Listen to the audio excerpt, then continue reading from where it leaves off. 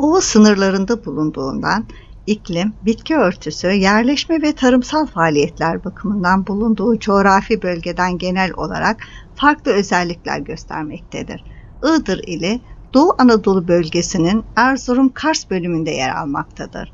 Kuzey ve kuzeydoğusunda Ermenistan, doğusunda Nahçıvan Özerk Cumhuriyeti, Azerbaycan ve İran devletleri ile komşu olan ilin toprakları, güneyden Ağrı, batı ve kuzeybatıdan ise Kars illeri ile çevrelenmiştir. Ülkemizde 3 ülke ile ortak sınırı olan tek il olan Iğdır, yaklaşık 3539 kilometrekare yüz ölçümüne sahiptir. Iğdır ili, ülkemizin diğer illeri gibi turizm değerleri bakımından zengin potansiyele sahiptir.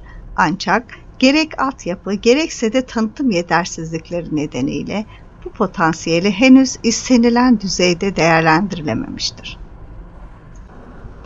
Turizmi etkileyen önemli fiziki coğrafya özellikleri bulunuyor. Iğdır ile arazisi, Doğu Anadolu bölgesinin Erzurum-Kars bölümü sınırları içerisinde Aras Irmağı tarafından birbirine bağlanan çöküntü sahalarının ülkemiz sınırları içerisinde yer alanlarından en doğuda bulunanıdır. Sürmeli Çukuru olarak da bilinen bu çöküntü sahası Aras Irmağı tarafından hemen hemen iki eşit parçaya bölünmektedir. Ülkemiz sınırları içerisinde kalan bölümü Sürmeli Çukurluğu, Ermenistan sınırları içerisinde kalan bölümü ise Sahat Çukurluğu olarak bilinmektedir. Yeryüzü şekillerinin ovalar ve dağlık alanlar olarak iki ana grupta incelemek mümkündür.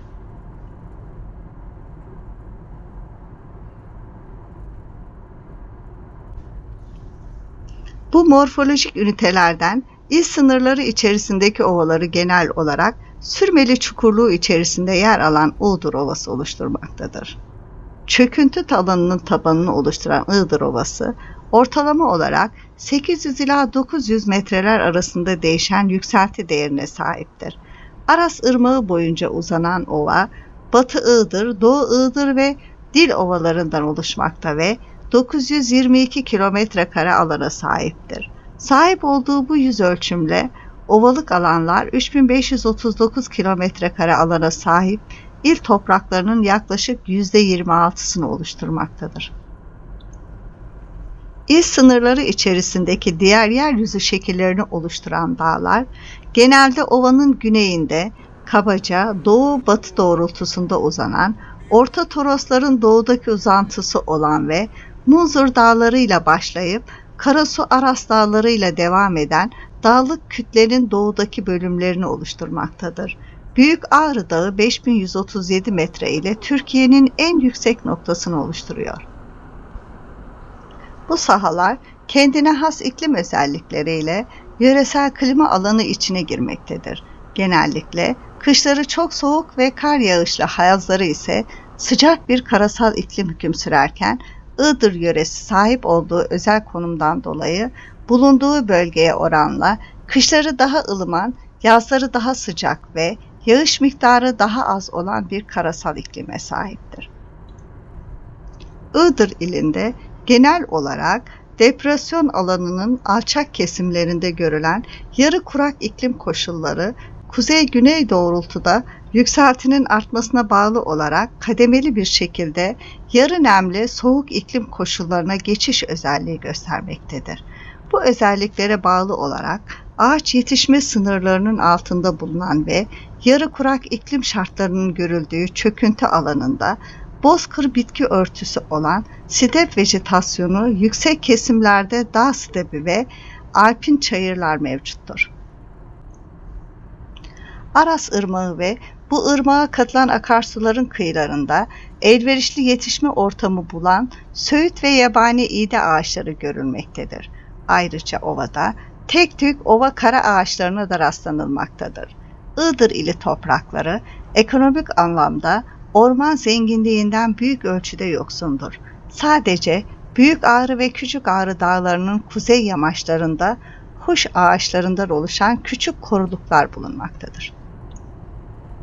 Yörenin en önemli akarsuyu Aras Irmağı ve Bu ırmağa yine bu yöreden katılan küçük boylu akarsular Gaziler Çayı, Buruksu Çayı ve Karasu Çayı'dır.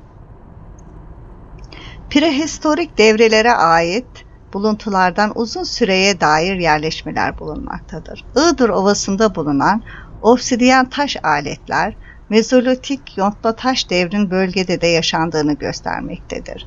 Yörenin sahip olduğu elverişli iklim şartları, toprak, su ve sulama şartları yanında Orta Asya'dan Anadolu'ya göç eden kavimlerin geçiş yolları üzerinde bulunması nedeniyle Anadolu ve Mezopotamya için yerleşme tarihinin başlangıcı olarak kabul edilen M.Ö. 7000 ila 6000 yıllarına kadar uzanacağı tahmin edilebilir.